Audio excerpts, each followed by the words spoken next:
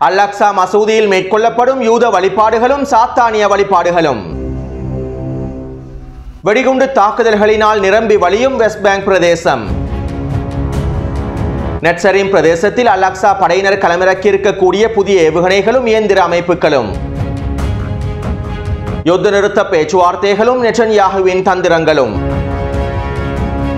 செங்கடல் பிரதேசத்தில் தோல்வியடைந்த அமெரிக்க கடற்படையும் ஹிஸ்புல்லா இராணுவத்தினுடைய தொடர்ச்சியான தாக்குதல்களும்.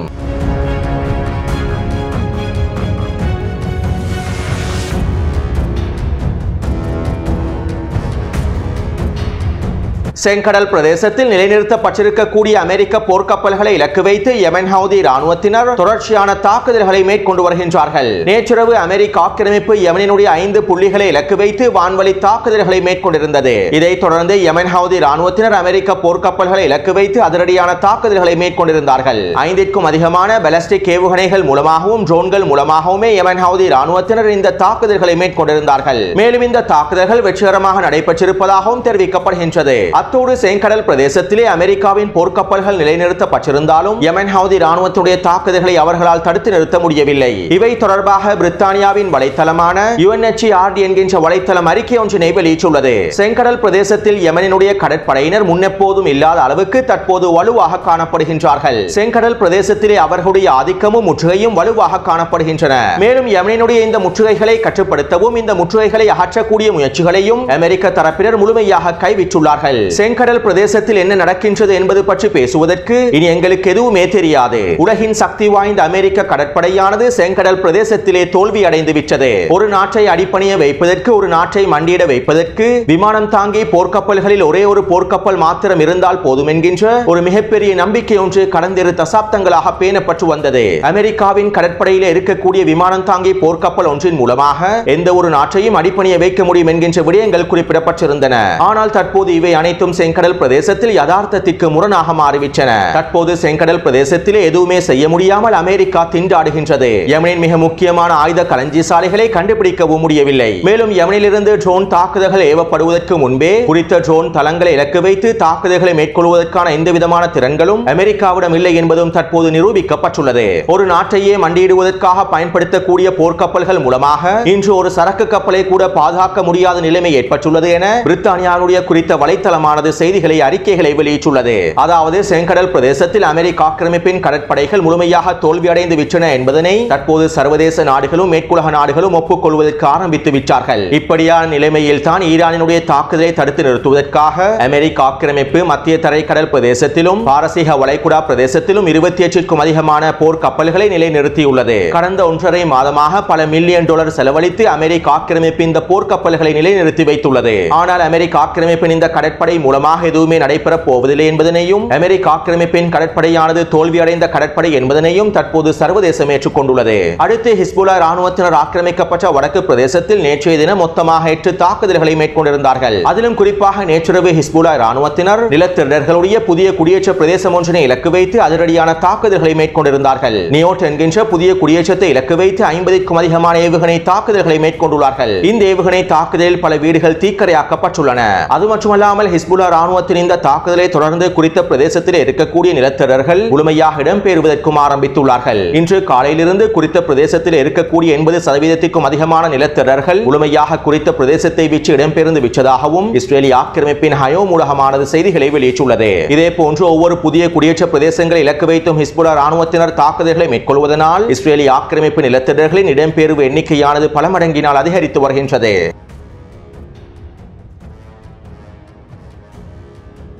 இனப்படுகொலை பயங்கரவாத போர்க்குற்றவாளியான நெட்டன்யாகு நேற்றிரவு மீண்டும் சர்வதேச ஊடகங்களிடம் ஒரு அறிக்கை ஒன்றினை வெளியிட்டிருந்தார். இந்த அறிக்கையில் போர்க்குற்றவாளி நெட்டன்யாகு இவ்வாறு தெரிவித்திருந்தார். கொல்லப்பட்ட பணைய கைதிகளுடைய குடும்ப உறுப்பினர்களிடம் நான் மன்னிப்பு கேட்டுள்ளேன். இஸ்ரேலினுடைய இலக்குகளை அடைவதில் பிலடெல்பியா எல்லை பிரதேசமானது மிக முக்கியமான பிரதேசமாகும். நாங்கள் பிலடெல்பியா எல்லை பிரதேசத்திலிருந்து முழுமையாக வெளியேறிவிட்டால் மீண்டும் குறித்த பிரதேசத்திற்கு திரும்புவது கடினமாகிவிடும். பிலடெல்பியா எல்லை பிரதேசத்தினூடாக ஆயுதம் கடத்தப்படுவதை எகிப்திய தரப்பினர் முழுமையாக தடுக்கவில்லை. அத்தோடு ஹமாஸ் தரப்பினர் தரப்பினர் எங்களுடைய குடிமக்கள் மீது உளவியல் ரீதியான போரை தொடர்கின்றார்கள். இஸ்ரேலிய சமூகம் அரசின் மீது உளவியல் ரீதியான தாக்கத்தினை ஏற்படுத்துவது ஹமாஸுக்கு உதவி செய்வதற்கு சமனானதாகும் என்றும் நெட்டன்யாஹு குறித்த அறிக்கையிலே தெரிவித்திருந்தார். நெட்டன்யாஹுவின் இந்த ஊடக சந்திப்பை தொடர்ந்து இஸ்ரேலிய ஆக்கிரமிப்பின் மூத்த ஆய்வாளர் எலோன் பென் டேவிட் இஸ்ரேலிய ஆக்கிரமிப்பு ஊடகங்களிடம் இவ்வாறு தெரிவித்திருந்தார். காசாவுக்கும் எகிப்துக்கும் இடையிலே இருக்கக்கூடிய 150க்கும் அதிகமான சுரங்கவழி பாதைகளை இஸ்ரேலிய இராணுவம் கண்டுபிடித்துள்ளது. ஆனால் அவை அனைத்தும் மூடப்பட்ட சுரங்க பாதைகளாகும். மேலும் சாதாரணமாக பயன்படுத்தக்கூடிய சுரங்க பாதைகளாகும். இந்த சுரங்க பாதைகள் எகிப்து எல்லையை தாண்டி செல்லவில்லை. ரஃபா எல்லைக்குள் மாத்திரமே இந்த சுரங்க பாதைகள் காணப்படுகின்றன. காசாவிலே ஹமாஸ் தரப்பினர் ரஃபா எல்லையின் ஊடாக ஆயுத கடத்தல்களை மேற்கொள்ளவில்லை. அவர்களுக்கு தேவையான எல்லா விதமான ஆயுதங்களும் தோற்றாக்களும் ஏவுகணைகளும் கவசெதிர்ப்பு ஏவுகணைகளும் காசாவின் சுரங்கவழி பாதைகளிலேயே உற்பத்தி செய்யப்படுகின்றன. காசாவுக்குள் அமைந்திருக்கக்கூடிய மூலோபாய சுரங்கவழி பாதைகளில் தான் இந்த அனைத்து விதமான ஆயுதங்களும் தோற்றாக்களும் உற்பத்தி செய்யப்படுகின்றன. எனவே நெட்டன்யாஹு கூறுவதை போன்று பிலடெல்பியா எல்லை பிரதேசமானது அவ்வளவு முக்கியமான பிரதேசமே அல்ல. இரண்டாம் நிலை பிரதேசமாகத்தான் இந்த பிலடெல்பியா எல்லை பிரதேசம் காணப்படுகின்றது. மேலும் இவற்றினை காரணமாக வைத்து நெட்டன்யாஹு தன்னுடைய அரசியல் லாபத்தினை பெற்றுக்கொள்ள முயற்சி செய்கின்றார் என்றும் மூத்த ஆய்வாளர் எலோன் பென் டேவிட் அவர்கள் இஸ்ரேலிய ஆக்கிரமிப்பு ஊடகங்களிடம் குறிப்பிட்டுள்ளார். அத்தோடு ஒப்பந்தத்தினுடைய இரண்டாம் கட்டத்திலே நாங்கள் பிலடெல்பியா எல்லை பிரதேசத்திலிருந்து வெளியேறுவதற்கு தயாராக இருக்கின்றோம் என நெட்டன்யாஹு சம்மதம் தெரிவித்ததற்கு பின்பே நேற்றிரவு இவ்வாறான ஊடக சந்திப்பொன்றினை நிகழ்த்தி மீண்டும் நாங்கள் பிலடெல்பியா எல்லை பிரதேசத்திலிருந்து வெளியேற போவதில்லை என்று நெட்டன்யாஹு தெரிவித்திருந்தார். மேலும் இவை தொடர்பாக அமெரிக்க ஆக்கிரமிப்பு நிர்வாக தலைமைகள் சில கருத்துக்களை வெளியிட்டிருந்தார்கள். ஒப்பந்தத்தின் இரண்டாம் கட்டத்திலே பிலடெல்பியா எல்லை பிரதேசத்திலிருந்து முழுமையாக வெளியேறுவதற்கு நெட்டன்யாஹு சம்மதம் தெரிவித்து விட்டார். பேச்சுவார்த்தைகளின் போது பேரம் பேசும் தந்திரத்திற்காகத்தான் நெட்டன்யாஹு இவ்வாறான கருத்துக்களை ஊடகங்களிடம் குறிப்பிட்டுள்ளார் என்றும் அமெரிக்க ஆக்கிரமிப்பு அதிகாரிகள் தெரிவித்துள்ளார்கள். அதேபோன்று யுத்த நிறுத்த பேச்சுவார்த்தைகளில் ஈடுபட்டிருக்கக்கூடிய இஸ்ரேலிய ஆக்கிரமிப்பு பிரதிநிதிகள் நெட்டன்யாஹு மீதான விமர்சனங்களையும் முன்வைத்துள்ளார்கள். நெட்டன்யாஹு எங்களிடம் ஒரு விடயத்திற்கு சம்மதத்தினை வழங்குகின்றார், ஆனால் ஊடகங்களிடம் வேறொரு விடயத்தினை குறிப்பிடுகின்றார். நெட்டன்யாஹுவின் சம்மதத்துடன் தான் மத்தியஸ்தர்களிடம் ஒப்பந்தத்தினுடைய இரண்டாம் கட்டத்திலே பிலடெல்பியா எல்லை பிரதேசத்திலிருந்து வெளியேறுவதாக தெரிவித்துள்ளோம். மேலும் நெட்டன்யாஹு ஊடகங்கள் மூலமாக திசை திருப்பக்கூடிய முயற்சிகளை செய்து வருவது எங்களுக்கும் பாரிய குழப்பத்தை ஏற்படுத்தி இருக்கின்றது என்றும் இஸ்ரேலிய ஆக்கிரமிப்பின் பிரதிநிதிகளும் குறிப்பிட்டுள்ளார்கள். அத்தோடு ஒப்பந்தத்தினுடைய இரண்டாம் கட்டத்திலே பிலடெல்பியா எல்லை பிரதேசத்திலிருந்து முழுமையாக வெளியேறுவதற்கு நெட்டன்யாஹு சம்மதம் தெரிவித்து விட்டார் என்பதனை மொசாடினுடைய தலைவர் உத்தியோகபூர்வமாக இன்றைய தினம் கத்தாரிய மத்தியஸ்தர்களுக்கும் எகிப்திய மத்தியஸ்தர்களுக்கும் அறிவித்துள்ளார்கள். அத்தோடு இவ்வாறு இரண்டாம் கட்டத்திலே பிலடெல்பியா எல்லை பிரதேசத்திலிருந்து வெளியேறுவதற்கு நெட்டன்யாஹு சம்மதித்திருந்தாலும் இதற்கு பின்னால் பல்வேறுபட்ட சூழ்ச்சிகள் காணப்படுகின்றன. இவை தொடர்பாக நேற்றைய காணொலியில் நான் தெளிவாக குறிப்பிட்டிருந்தேன். அமெரிக்க ஜனாதிபதி தேர்தல் முடிவடையும் வரையில் தனக்கு தேவையான நேரத்தினை பெற்றுக் கொள்வதற்கு நெட்டன்யாஹு இந்த இழுத்தடிப்புகளையும் மேற்கொண்டு வருகின்றார். அத்தோடு ஜோ பைடனும் கமலா ஹாரிஸும் இணைந்து தயாரித்திருக்கக்கூடிய புதிய முன்மொழிவில் பிலடெல்பியா எல்லை பிரதேசத்திலிருந்து முழுமையாக இஸ்ரேலிய ஆக்கிரமிப்பு ராணுவம் வெளியேறுவது குறிப்பிடப்பட்டிருப்பதாகவும் அமெரிக்க ஆக்கிரமிப்பினுடைய தலைவர்கள் தெரிவித்துள்ளார்கள். மேலும் அமெரிக்க ஆக்கிரமிப்பினுடைய புதிய ஒப்பந்தம் தொடர்பாக அல் மாயாதீன் ஊடகமானது இவ்வாறு தெரிவித்துள்ளது. அமெரிக்க நிர்வாகத்தின் மூத்த அதிகாரிகளின் கருத்துக்களுக்கு அமைவாக இந்த ஒப்பந்தத்திலே 18 உட்பிரிவுகள் காணப்படுகின்றன. இந்த 18 உட்பிரிவுகளில் 14 உட்பிரிவுகள் முழுமையாக முடிவு செய்யப்பட்டுள்ளன. இரு தரப்பினரும் இவற்றிற்கு உடன்பட்டுள்ளார்கள். இந்த ஒப்பந்தத்தின் 90% விதிமுறைகள் இரு தரப்பினரினாலும் ஒப்புக்கொள்ளப்பட்டுள்ளன. இந்த ஒப்பந்தத்திற்கு அமைவாக ஒரு நாளைக்கு 600க்கும் அதிகமான மனிதாபிமான உணவுப் பொருட்களை கொண்டிருக்கக்கூடிய வண்டிகள் காசாவிற்குள்ளே கொண்டு செல்லப்படும். 50க்கும் அதிகமான எரிபொருள் வண்டிகள் ஒரு நாளைக்கு கொண்டு செல்லப்படும். மேலும் இந்த ஒப்பந்தமானது 3 கட்டங்களாக நடைபெறும். அதே நேரம் பலஸ்தீனிய கைதிகளை பரிமாற்றிக் கொள்வது தொடர்பாக சிறிய இடைவெளிகள் காணப்படுகின்றன. மேலும் பிலடெல்பியா எல்லை பிரதேசம் பற்றி குறித்த ஒப்பந்தத்தில் எதுவுமே குறிப்பிடப்படவில்லை என்றும் அல் மாயாதீன் ஊடகமானது சுட்டிக்காட்டியுள்ளது. அத்தோடு ஹமாஸ் தரப்பினர் அவர்களுடைய நிலைப்பாட்டையும் மீண்டும் அறிவித்துள்ளார்கள். தற்போதைய சூழ்நிலையில் எங்களுக்கு எந்த ஒரு புதிய முன்மொழிவுகளும் தேவையில்லை. நாங்கள் ஒப்புக்கொண்டவற்றிற்கு நெட்டன்யாஹுவை ஒப்புக்கொள்ள வைப்பதற்கான அழுத்தங்களே தற்போது தேவையாகும். நெட்டன்யாஹுவின் வலையிலும் அவருடைய தந்திரங்களிலும் சிக்கிக்கொள்ள வேண்டாம் என நாங்கள் மத்தியஸ்தர்களை எச்சரிக்கின்றோம். அதே போன்று நாங்களும் ஒரு பொழுதும் நெட்டன்யாஹுவினுடைய வலையிலும் தந்திரங்களிலும் சிக்கிக்கொள்ள போவதில்லை. தற்போது நெட்டன்யாஹு பேச்சுவார்த்தைகளை நீடிப்பதற்கான வேலை திட்டங்களையே முன்னெடுத்து வருகின்றார். அமெரிக்க ஆக்கிரமிப்பு நெட்டன்யாஹுவுக்கு இன்னும் முழுமையான அழுத்தங்களை வழங்கவில்லை என்றும் ஹமாஸினுடைய தலைமைகள் அவர்களுடைய நிலைப்பாட்டினை மீண்டும் உறுதிப்படுத்தியுள்ளார்கள். எனவே அமெரிக்க ஆக்கிரமிப்பு எவ்வளவு புதிய முன்மொழிவுகளை முன்வைத்தாலும் நெட்டன்யாஹு எவ்வளவு தந்திரமாக காய்களை நகர்த்தினாலும் நாடகங்களை அரங்கேற்றினாலும் பலஸ்தீனிய தலைமைகள் அவர்களுடைய நிலைப்பாட்டில் உறுதியாக இருக்கின்றார்கள். இவர்களுடைய சூழ்ச்சி திட்டங்களுக்குள் சிக்கிக்கொள்ளாமல் தொடர்ச்சியாக செயற்பட்டு வருகின்றார்கள். அத்தோடு இன்றைய தினம் ஐநாவின் பாதுகாப்பு சபையில் விசேட அமர்வு ஒன்று ஏற்பாடு செய்யப்பட்டிருந்தது. காசாவின் யுத்த காலத்தில் கொல்லப்பட்ட 6 பணைய கைதிகள் தொடர்பான முடிவுகளை எடுப்பதற்காக இஸ்ரேலிய ஆக்கிரமிப்பு தரப்பினரை ஐநாவின் பாதுகாப்பு சபையில் இந்த கலந்துரையாடல்களை மேற்கொள்வதற்கான முன்மொழிவுகளை முன்வைத்துள்ளார்கள். உண்மையிலேயே இந்த செய்திகளை கேட்கும் போது அருவருப்பாகவும் வேடிக்கையாகவும் இருக்கின்றது. காசாவின் யுத்த காலத்தில் இஸ்ரேலிய ஆக்கிரமிப்பு இனப்படுகொலை பயங்கரவாத கோலை இராணுவத்தின் வான்வழி தாக்குதலினால் அவர்களுடைய 6 பணைய கைதிகளே கொல்லப்பட்டதற்கு ஹமாஸ் தரப்பினர் மீது நடவடிக்கைகளை எடுப்பதற்காக ஐநாவின் பாதுகாப்பு சபையில் இந்த ஒன்று கூடல் நடைபெற்றிருப்பது ஒரு அருவருக்கத்தக்க விடயமாகவே பார்க்கப்படுகின்றது.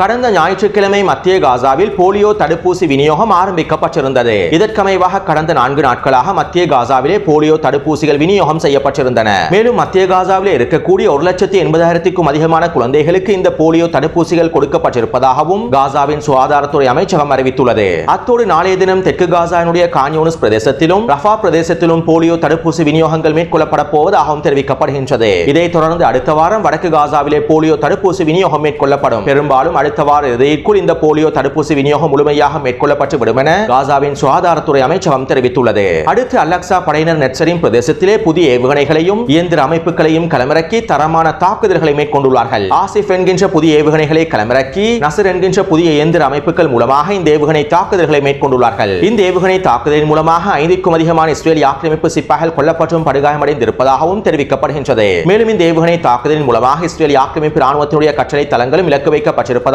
தெரிவிக்கப்படுகின்றது. அத்தோடு காசாவின் யுத்த களத்தில் பலஸ்தீனிய போராளிகள் மெர்காவா போர்த்தாங்கி வாகனங்களை அளிப்பதில்லையா, ஏன் கடந்த சில நாட்களாக மெர்காவா போர்த்தாங்கி வாகனங்களுடைய தாக்குதல்கள் மேற்கொள்ளப்படவில்லை என்று சில கேள்விகள் எழுப்பப்பட்டிருந்தன. அதாவது போலியோ தடுப்பூசி விநியோகம் ஆரம்பிக்கப்பட்டதிலிருந்து காசாவின் யுத்த களத்திலே தரைவழி தாக்குதல்கள் பின்வாங்கப்பட்டுள்ளன. இஸ்ரேலிய ஆக்கிரமிப்பின் அதிகளவான கவச படையணிகள் பின்வாங்கப்பட்டுள்ளன. இதனால் காசாவின் யுத்த களத்தில் மெர்காவா போர்த்தாங்கி வாகனங்களுடைய ஊடுருவல் நிறுத்தப்பட்டுள்ளன.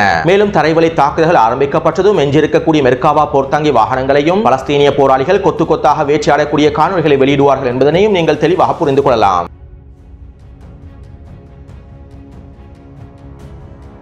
உத்தியோகபூர்வ அங்கீகாரம் இல்லாத போதிலும் அல்-அக்ஸா மசூதியில் தொடர்ச்சியாக யூதர்களுடைய வழிபாடுகள் நடைபெற்று வருகின்றன. ஆனால் குறித்த வழிபாடுகள் காவல்துறையின் கண்காணிப்புக்கு கீழால் நடைபெறுகின்றன. நெட்டன்யாஹூ மேற்கு கரை முழுவதும் போரை வெடிக்க வைப்பதற்கான முயற்சியாகவே இதனை மேற்கொள்கின்றார். மேற்கு கரை பிரதேசம் முழுவதும் 3வது இன்திஃபாதாவை பற்ற வைப்பதற்கான வேலை திட்டங்களையே நெட்டன்யாஹூ மேற்கொள்கின்றார் என இஸ்ரேலிய ஆக்கிரமிப்பின் மூத்த பத்திரிகையாளர் நோடவியல் அவர்கள் தெரிவித்துள்ளார். அதாவது கடந்த வாரத்திலிருந்து அல்-அக்ஸா மசூதியிலே யூதர்களுடைய வழிபாடுகள் அதிகரிக்கப்பட்டுள்ளன. மேலும் சாத்தானிய வழிபாடுகளும் அல்-அக்ஸா மசூதியில் நடைபெற்று வருவதாகவும் களத்தில் இருக்கக்கூடிய ஊடகவியலாளர்களும் கருத்துக்களை வெளியிட்டுள்ளார்கள். நெட்டன்யாஹுவின் வலதுசாரி பயங்கர அமைச்சரான பென்குவிரின் தலைமைக்கு கீழால் தான் இந்த யூத வழிபாடுகளும் சாத்தானிய வழிபாடுகளும் நடைபெற்று வருவதாகவும் தெரிவிக்கப்படுகின்றது. மேலும் இவை தொடர்பாக பென்குவிர் ஊடகங்களிடம் இவ்வாறு தெரிவித்துள்ளார். அல்-அக்ஸா மசூதியிலே நடைபெறக்கூடிய எங்களுடைய அனைத்து வழிபாடுகள் தொடர்பாகவும் நெட்டன்யாஹுவுக்கு நன்றாகவே தெரியும். அவருடைய ஒப்புதலின் பேரில் தான் நான் இந்த விடயங்களை மேற்கொண்டு வருகின்றேன். அல்-அக்ஸா மசூதியிலே எங்களுடைய வழிபாடுகளை மேற்கொள்வதற்கு எல்லா விதமான உரிமையும் எங்களுக்கு காணப்படுகின்றது என்றும் பென்குவிர் ஊடகங்கள் கருத்துக்களை முன்வைத்துள்ளார். நேற்றைய தினம் கூட அல்-அக்ஸா மசூதி வளாகத்தில் 5க்கும் அதிகமான வழிபாடுகள் சாத்தானிய வழிபாடுகள் மேற்கொள்ளப்பட்டுள்ளன.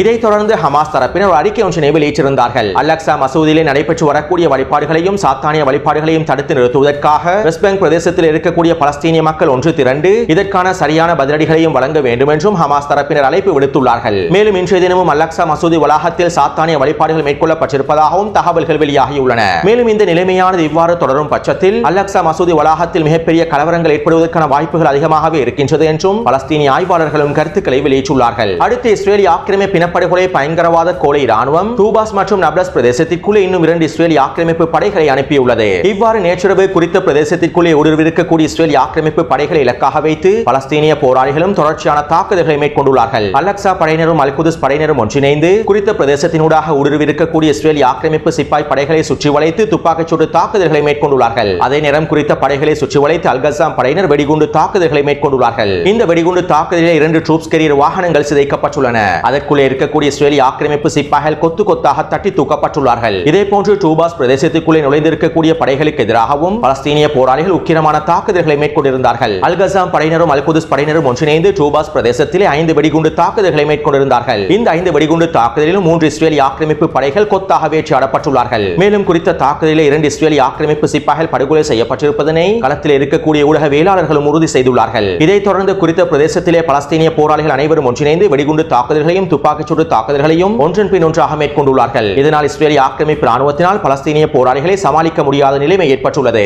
இதைத் தொடர்ந்து இஸ்ரேலிய ஆக்கிரமிப்பு போர் விமானங்கள் மூலமாகவும் ட்ரோன்கள் மூலமாகவும் வான்வழி தாக்குதல்களை மேற்கொண்டிருந்தது. இந்த வான்வழி தாக்குதலில் குறித்த பிரதேசத்திலே நிலை கொண்டிருந்த 6 பலஸ்தீனிய போராளிகள் வீரமரணம் அடைந்துள்ளார்கள். அடுத்து துல்கராம் பிரதேசத்தில் அல் ஆஷிஃபா படையினரும் களமிறங்கியுள்ளார்கள். அல் ஆஷிஃபா படையினர் துல்கராமினுடைய சவெல்மா பிரதேசத்திலே 2 வெடிகுண்டுகளை களமிறக்கி 2 புல்டோசர் வண்டிகளை வெடிக்கச் செய்துள்ளார்கள். அதனோடு வந்த இஸ்ரேலிய ஆக்கிரமிப்பு சிப்பாய்கள் இலக்கு வைத்து துப்பாக்கிச் சூட்டு தாக்குதல்களை மேற்கொண்டுள்ளார்கள். இந்த தாக்குதலில் மாத்திரம் குறைந்தது 5க்கும் அதிகமான இஸ்ரேலிய ஆக்கிரமிப்பு சிப்பாய்கள் கொல்லப்பட்டிருக்கலாம் என்றும் தெரிவிக்கப்படுகின்றது. இதைத் தொடர்ந்து குறித்த பிரதேசத்திலே களமிறங்கி அல்-கஸ்ஸாம் படையினரும் அல்-குதுஸ் படையினரும் 8 வெடிகுண்டு தாக்குதல்களை மேற்கொண்டுள்ளார்கள். இந்த வெடிகுண்டு தாக்குதலின் மூலமாக 2 புல்டோசர் வண்டிகளும் ஒரு ட்ரூப்ஸ் கேரியர் வாகனமும் சிதைக்கப்பட்டுள்ளன. மேலும் பல இஸ்ரேலிய ஆக்கிரமிப்பு சிப்பாய் படைக்குழுக்கள் இலக்கு வைக்கப்பட்டு தாக்கப்பட்டுள்ளார்கள். அத்தோடு பலஸ்தீனிய போராளிகளின் குறித்த தாக்குதலின் போது இஸ்ரேலிய ஆக்கிரமிப்பு வான்வழி தாக்குதல்களை மேற்கொண்டிருந்தது. இந்த தாக்குதலிலும் 2 பலஸ்தீனிய போராளிகள் வீரமரணம் அடைந்துள்ளார்கள். அடுத்து அல்-அக்ஸா படையினர் துல்கராமின் நூர்ஷாம் பிரதேசத்திலே அதிரடியான 5 வெடிகுண்டு தாக்குதல்களை மேற்கொண்டிருந்தார்கள். இந்த வெடிகுண்டு தாக்குதலின் மூலமாக 3 புல்டோசர் வண்டிகளை சிதைத்திருந்தார்கள். மேலும் குறித்த பிரதேசத்தினூடாக வருகை தந்திருக்கக்கூடிய இஸ்ரேலிய ஆக்கிரமிப்பு சிப்பாய்களை இலக்கு வைத்து துப்பாக்கிச் சூட்டு தாக்குதல்களை மேற்கொண்டு அவர்களில் பல சிப்பாய்களை கொன்று காயப்படுத்தியுள்ளார்கள். மேலும் குறித்த தாக்குதலின் போது ஒரு பலஸ்தீனிய போராளியும் வீரமரணம் அடைந்துள்ளார். அடுத்து ஜெனினுடைய வடக்கு பிரதேசத்திலும் கிழக்கு பிரதேசத்திலும் அல்-கஸ்ஸாம் படையினரும் அல்-குதுஸ் படையினரும் ஒன்றிணைந்து 9 தாக்குதல்களை மேற்கொண்டுள்ளார்கள். குறித்த பிரதேசத்தினூடாக நுழைந்திருக்கக்கூடிய இஸ்ரேலிய ஆக்கிரமிப்பு சிப்பாய்கள் இலக்கு வைத்து இந்த வெடிகுண்டு தாக்குதல்களையும் துப்பாக்கிச் சூட்டு தாக்குதல்களை மேற்கொண்டுள்ளார்கள். மேலும் ஒரு வீச்சிலே ஒரு தரமான பொறியொன்றினையும் வைத்துள்ளார்கள். இந்த பொறியிலே சிக்கிய 3 இஸ்ரேலிய ஆக்கிரமிப்பு சிப்பாய்கள் கொத்தாக அழைக்கப்பட்டிருப்பதாகவும் தெரிவிக்கப்படுகின்றது.